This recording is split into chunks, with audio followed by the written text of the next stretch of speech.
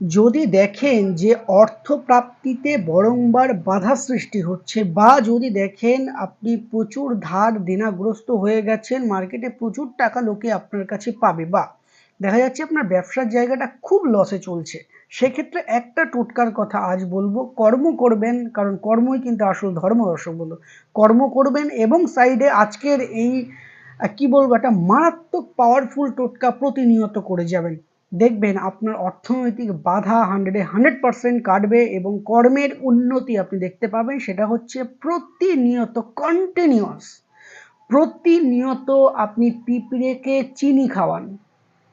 কর্মর লাস্ট, অর্থাৎ দিনে কর্ম করবেন, রাতে বা সকালে যখন কর্মে বেরাবেন, পিঁপড়েকে কয়েক দানা চিনি দিয়ে তারপরে বেরান। দেখুন আপনার অর্থনৈতিক সংকট যতই আপনি ধারগ্রস্ত হোক না কেন, আপনি বেরিয়ে আসবেনই আসবেন 100।